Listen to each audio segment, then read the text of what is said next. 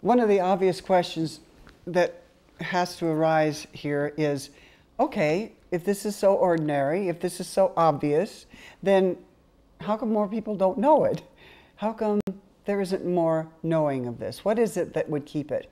And the answer is, again, from Bartholomew and also from the years that I've spent since Bartholomew, to come to know with the assurance past all thought that what has captured is the imagining of the movements of the mind. The mind's job is to move. And as it moves, that which is awareness, this is tricky, because now we're talking like there's two things. There's moving mind and then awareness. So bear with me for a moment here, because there is the moving mind, and then there is that which is aware of the moving mind. So immediately you say two things, and I say, let's wait. So as you become as awareness, when you begin to sense that this moving mind does not bring you the peace, the understanding, or the sheer courage to live another day, when you finally reach the understanding that the limitation of mind is limited, then this starts to happen.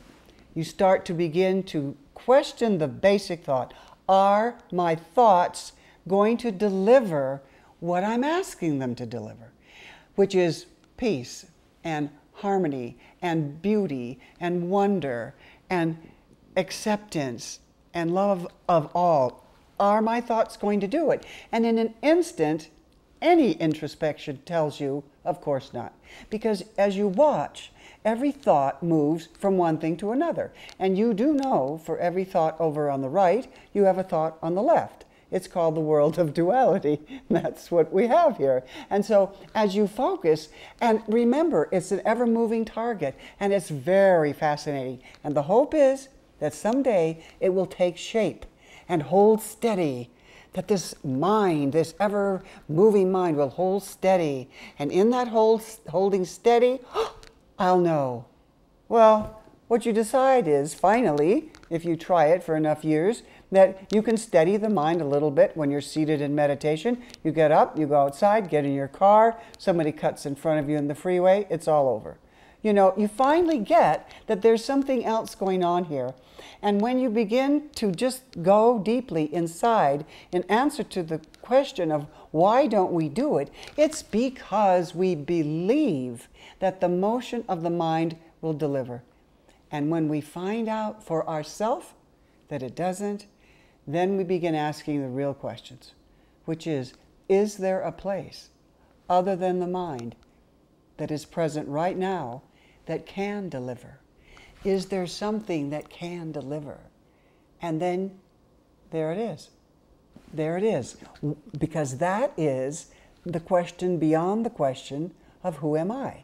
Another way of putting it is, what's here?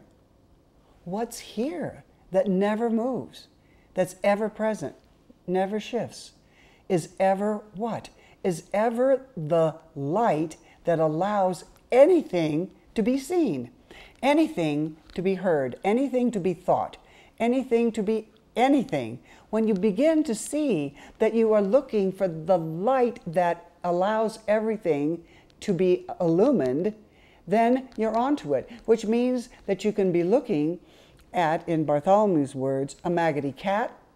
Your beloved cat is dying with maggots all over it in front of you. Can you love that image with the same intensity as a beautiful vase of flowers? Until you can see that there is an absolute sacredness in both. Until you can see that, you're not done.